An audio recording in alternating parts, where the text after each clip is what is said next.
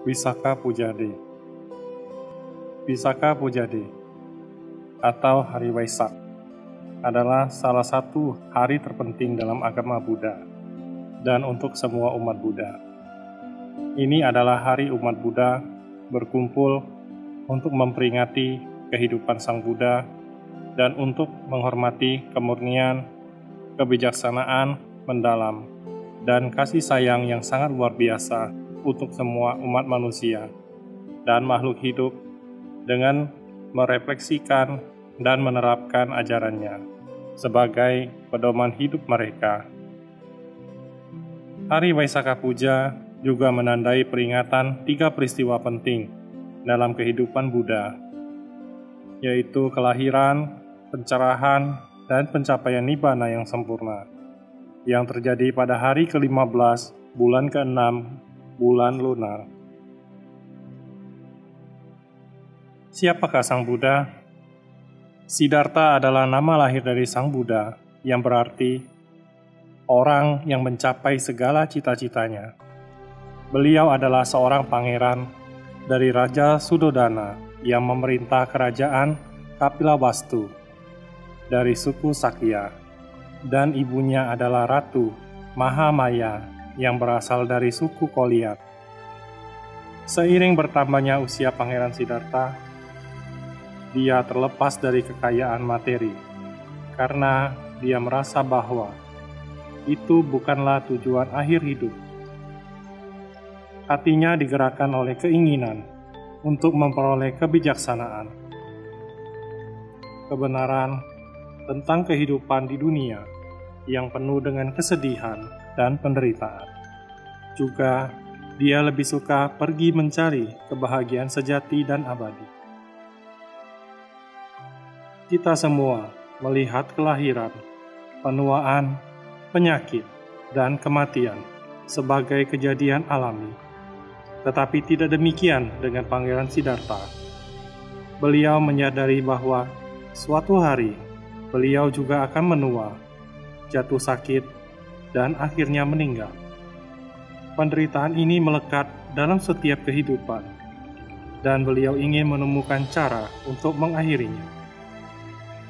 Setelah melihat seorang pertapa, beliau tahu bahwa gaya hidup membawa jalan untuk mengakhiri penderitaan. Oleh karena itu, beliau memutuskan untuk meninggalkan istana dan untuk menemukan kebenaran. Setelah bertahun-tahun mencapai kebenaran, beliau mencapai pencerahan diri dan menjadi Sang Buddha. Sang Buddha adalah panutan sejati. Dia memiliki kemampuan yang tak ada habisnya. Pengorbanan dirinya yang sangat besar, sangat bermanfaat bagi umat manusia. Selama 45 tahun setelah pencapaian pencerahan diri, dia telah menghabiskan waktu, mengajar, dan membantu makhluk hidup untuk menemukan kebahagiaan sejati, mengakhiri penderitaan, dan lingkaran kelahiran kembali. Kelahiran Buddha. Ketika Ratu Mahamaya, permaisuri Raja Suddhodana, akan melahirkan, beliau kembali ke rumahnya di kota Dewadaha untuk melahirkan, karena itu adalah tradisi kerajaan. Sepanjang perjalanan, beliau berhenti untuk beristirahat di bawah pohon sala di Taman Lumbini. Saat beliau berdiri dan berpegang pada dahan pohon, beliau melahirkan seorang pangeran. Kelahiran terjadi pada hari bulan purnama dari bulan lunar ke-6, 80 tahun sebelum dimulainya era Buddha. Ketika pangeran berusia 5 hari, beliau diberi nama Siddhartha, yang berarti pemenuhan. Berita tentang kelahiran Pangeran Siddhartha menyebar dengan cepat. Akhirnya sampai ke Pertapa Asita, seorang kenalan Raja Suddhodana yang tinggal di Himalaya. Pertapa Asita meminta kunjungan untuk melihat pangeran yang baru lahir. Ketika dia melihat pangeran, beliau meramalkan bahwa pangeran akan mencapai pencerahan diri dan menemukan jalan menuju Nibbana dan akhirnya menjadi Buddha.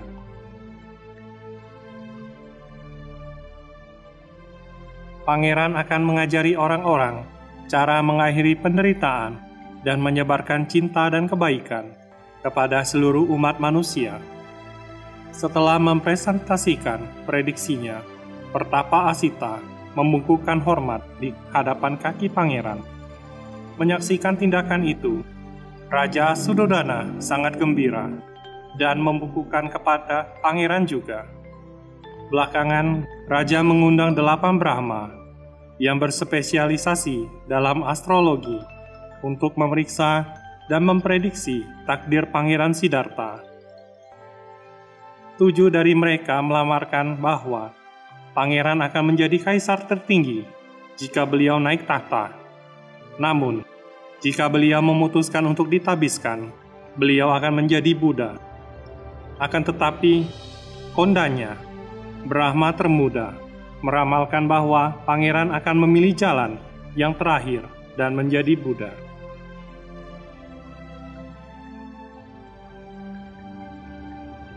Pangeran akan mengajari orang-orang cara mengakhiri penderitaan dan menyebarkan cinta dan kebaikan kepada seluruh umat manusia.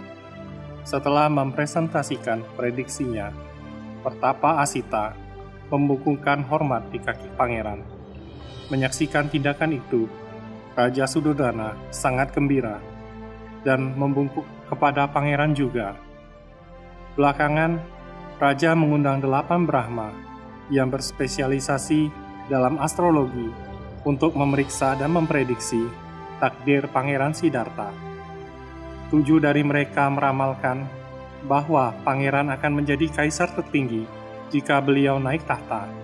Namun, jika beliau memutuskan untuk ditabiskan, beliau akan menjadi Buddha. Akan tetapi, kondanya, Brahmana termuda, meramalkan bahwa pangeran akan memilih jalan yang terakhir dan menjadi Buddha.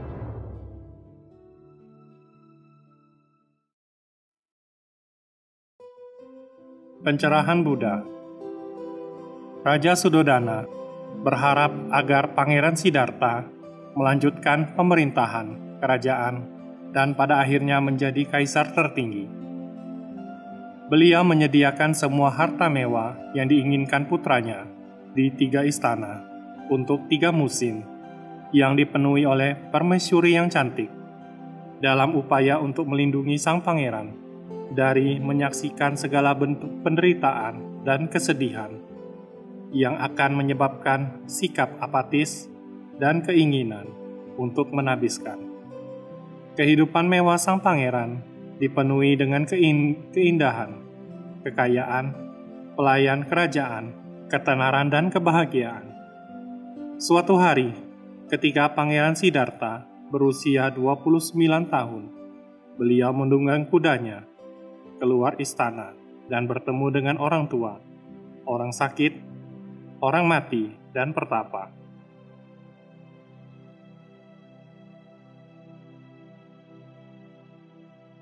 Pemandangan orang tua, sakit, dan orang mati menyebabkan beliau merenungkan ketidakpastian dan penderitaan dalam kehidupan manusia.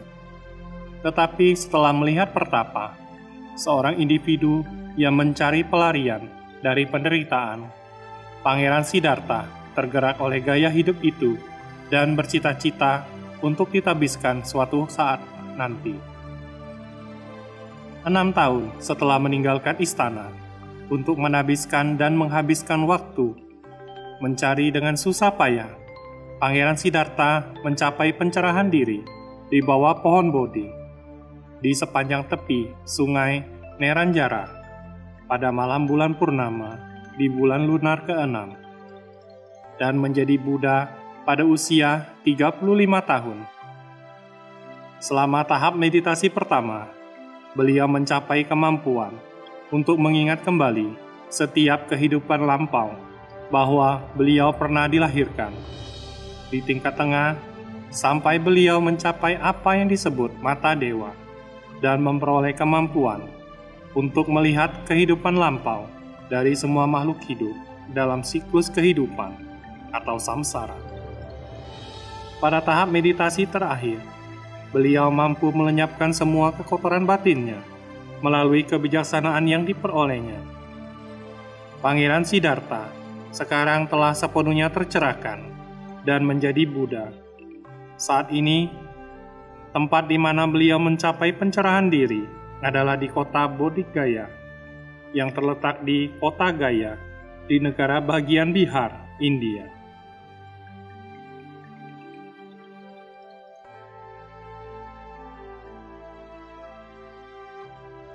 Pencapaian Nibbana yang sempurna.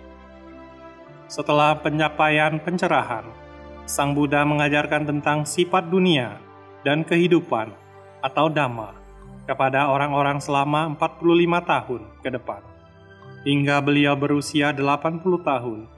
Pada malam bulan purnama di bulan ke-6, saat Sang Buddha beristirahat di kota Kusinara dari kerajaan Mala, beliau menyampaikan khotbah terakhirnya sebagai berikut. Oh para biku, lihatlah, secara alami, semua hal yang berkondisi harus mengalami perubahan. Berusahalah untuk bekerja keras demi keuntungan diri sendiri dan umat manusia, dan tidak sembrono. Beliau kemudian memasuki Nibbana yang sempurna pada malam bulan purnama di bulan lunar ke-6. Lokasi di mana Sang Buddha mencapai Nibbana yang sempurna berada di distrik Kusinara di negara bagian Utara Pradesh, India. Tidak ada yang salah kebajikan Buddha. Sang Buddha yang terhebat telah dikagumi sejak lama karena kebajikan yang tertinggi, yaitu wawasan kemurnian dan kasih sayang. Wawasan, Sang Buddha memiliki kebijaksanaan terbesar pada realitas segala sesuatu, dan beliau memiliki cara cerdik dalam mengajarkan kebijaksanaan, tercerahkan kepada orang lain, tergantung pada karakter unik setiap orang. Kemurnian, Sang Buddha memiliki pikiran yang cerah dan murni. Itu sama sekali tanpa kekotoran batin. Dia selalu damai dengan pikiran yang murni dalam segala keadaan. Welas asih. Buddha memiliki welas asih yang tidak terbatas kepada semua makhluk hidup. Beliau mengajarkan orang untuk menghargai kehidupan setiap makhluk hidup. Beliau mengajari orang-orang untuk bersikap baik satu sama lainnya, sehingga orang bisa hidup bersama dalam damai dan harmoni.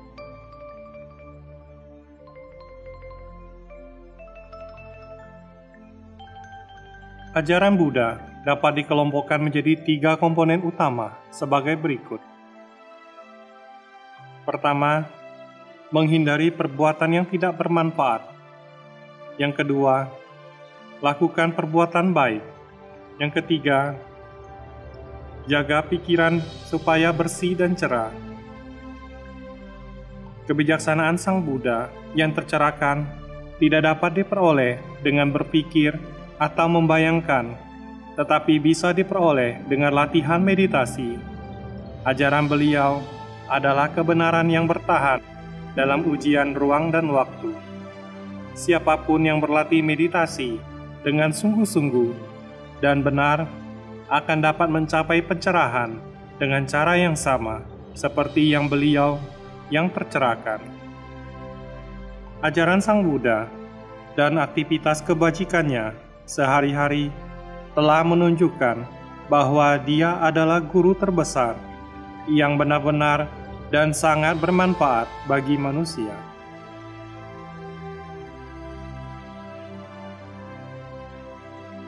Prinsip praktek Dhamma. Pada hari Wisaka Puja, umat Buddha di seluruh dunia menganut prinsip Buddha dan praktik Dhamma yang harus kita lakukan sebagai berikut. Pertama, syukur. Syukur adalah prinsip yang harus ditanamkan umat Buddha dalam pikiran mereka pada hari Waisak untuk mengingat kelahiran Sang Buddha yang lahir untuk kepentingan umat manusia dan dunia. Syukur adalah apresiasi yang lebih dalam bagi mereka yang telah melakukan sesuatu untuk kita. Tindakan syukur menunjukkan betapa kita bersyukur atas apa yang telah kita terima. Seseorang yang pada awalnya melakukan sesuatu untuk orang lain, dalam bahasa Pali disebut upakari, pelaku pertama atau dermawan sebelumnya, yang mencakup misalnya orang tua dan guru.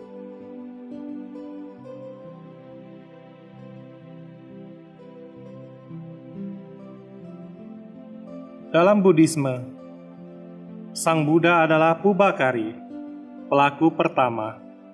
Saat beliau mendirikan agama Buddha dan menunjukkan jalan menuju akhir penderitaan bagi mereka yang layak untuk mendapat pengajaran. Untuk menunjukkan rasa syukur kami membuat 2 jenis persembahan, material dan spiritual. Para pengikut Sang Buddha menunjukkan rasa terima kasih mereka kepada guru dengan mengatur hari perayaan Waisak untuk mempromosikan agama Buddha dan dengan mempraktikkan Dhamma sehingga agama Buddha akan bertahan selama bertahun-tahun yang akan datang. 2. 4 kebenaran mulia. 4 kebenaran mulia adalah prinsip-prinsip yang harus diingat oleh umat Buddha pada hari Waisak. Karena itu adalah hari di mana Sang Buddha menyadari kebenaran tersebut. 4 kebenaran mulia merupakan kebenaran tertinggi. Oleh karena itu tidak berubah dan itu benar bagi kita semua. Mereka adalah penderitaan, penyebab penderitaan, lenyapnya penderitaan, dan jalan menuju lenyapnya penderitaan.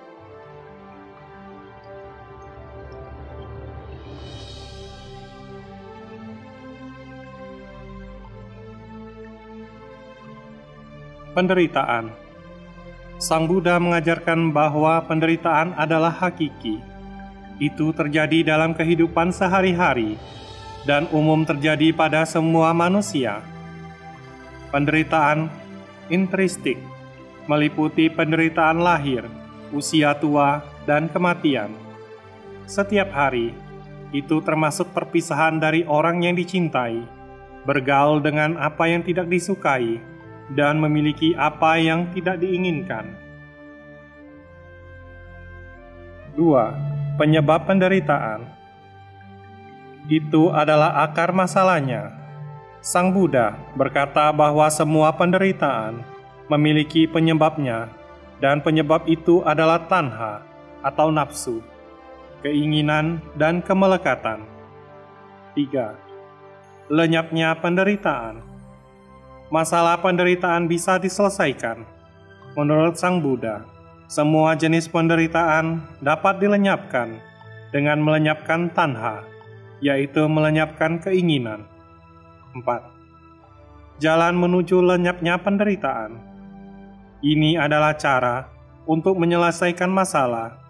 Sang Buddha mengajarkan bahwa solusi untuk semua masalah kehidupan adalah penghentian penderitaan yang dapat dicapai dengan mengikuti jalan mulia berunsur 8, yang terdiri dari 8 praktik.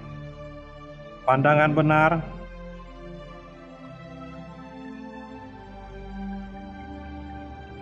pikiran benar, ucapan benar, perbuatan benar, penghidupan benar, usaha benar, perhatian benar, dan samadhi benar, atau penyerapan meditasi.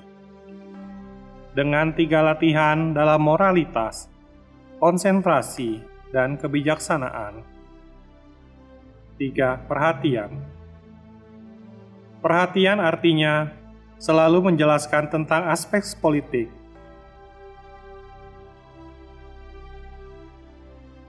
3. Perhatian. Perhatian artinya selalu menjelaskan tentang aspek positif dan negatif dari diri sendiri sebelum melakukan, berbicara atau berpikir. Kesadaran adalah keadaan pikiran di mana seseorang pada saat ini mengetahui apa yang sedang dilakukannya. Perhatian dapat dipraktikkan dalam semua postur, melalui perhatian terus-menerus saat berdiri, berjalan, duduk, dan berbaring, dan juga saat berbicara, berpikir, atau melakukan aktivitas lainnya. Perhatian adalah bagian dari Dhamma yang harus diingat oleh umat Buddha pada hari Waisak sebelum wafat. Sang Buddha memberikan instruksi terakhirnya yang berbunyi, "Tunduk pada kerusakan adalah semua komponen. Kerjakan keselamatanmu dengan rajin." Oleh karena itu, perhatian adalah prinsip penting.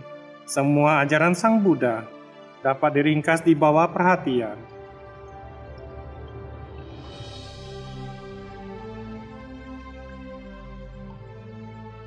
Wisaka Pujade atau Hari Waisak dan Perserikatan Bangsa-Bangsa. Pada tanggal 13 Desember 2542 Buddhis Era atau tahun 1999, Majelis Umum Perserikatan Bangsa-Bangsa secara resmi mengakui Hari Wisaka Puja atau Hari Waisak yang secara tradisional dikenal oleh orang Sri Lanka sebagai Hari Internasional Sedunia. Sri Lanka adalah anggota kunci dari kelompok sponsor pendamping untuk resolusi yang meminta Perserikatan Bangsa-Bangsa untuk mengakui Waisak sebagai hari istimewa. Tujuannya adalah membuat Waisak dikenal secara internasional sebagai Hari Umat Buddha di seluruh dunia, berkumpul untuk melakukan perbuatan baik dan untuk memperingati kelahiran, pencerahan, dan pencapaian Nibbana yang sempurna oleh Sang Buddha. Ini juga untuk mengakui Buddha sebagai manusia yang baik hati, yang diberkahi dengan kebijaksanaan yang besar dan welas asih, dan niat baik yang luar biasa untuk semua makhluk hidup. Sang Buddha mendorong semua kelompok agama untuk memeriksa ajarannya dan untuk memverifikasi kebenaran untuk diri mereka sendiri, tanpa perlu meninggalkan keyakinan mereka sendiri. Beliau mengajar dan membagikan kebijaksanaan agungnya kepada semua makhluk hidup tanpa mencari imbalan apapun. Pesan dari mantan Sekretaris Jenderal Perserikatan Bangsa-Bangsa, Xavier Ferez de Cuellar, kepada umat Buddha pada hari Waisak di bulan Mei tahun 1986 adalah: bagi umat Buddha dimanapun, ini sungguh merupakan kesempatan yang sangat tepat saat memperingati kelahiran, pencerahan, dan wafatnya Buddha Gautama untuk merayakan pesan welas asih dan pengabdiannya untuk melayani umat manusia. Pesan ini saat ini mungkin lebih relevan daripada sebelumnya. Pesan dari Sekretaris Jenderal Perserikatan Bangsa-Bangsa saat ini, Bapak Antonio Guterres.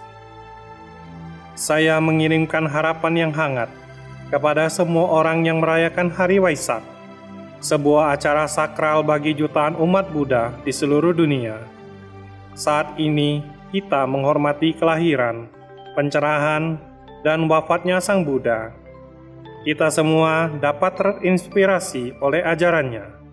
Dan karena keluarga manusia menderita akibat dampak pandemi COVID-19, kita diingatkan pada sutra, karena semua makhluk hidup terkena penyakit, saya juga sakit. Pesan persatuan dan pelayanan yang tak lekang oleh waktu ini lebih penting dari sebelumnya. Hanya bersama-sama kita akan menghentikan penyebaran virus corona dan pulih. Pada hari Waisak, mari kita merayakan kebijaksanaan Sang Buddha dengan mengambil tindakan untuk orang lain dengan welas asih dan solidaritas, dan dengan mempenuhi memperbarui komitmen kita untuk membangun dunia yang damai. Hari Wisaka Puja dan Perdamaian Dunia. Dalam memperingati dan mengenang kebenaran cinta kasih Sang Buddha yang mulia, di mana beliau dengan penuh kasih telah mengajari orang-orang tentang realitas siklus kehidupan, umat Buddha setiap hari mempraktekkan ajarannya yang berharga sebagai cara mereka mewarisi prinsip Dhamma dari Sang Buddha hingga saat ini. Pada hari keberuntungan Wisaka Puja ini, semua umat Buddha di seluruh dunia telah bersatu untuk menciptakan perdamaian dunia dengan melakukan perbuatan baik sesuai dengan ajarannya, memurnikan pikiran dengan berlatih meditasi. Sementara setiap orang bermeditasi sampai pikirannya berhenti, mereka sendiri akan menyentuh kebahagiaan sejati di dalam.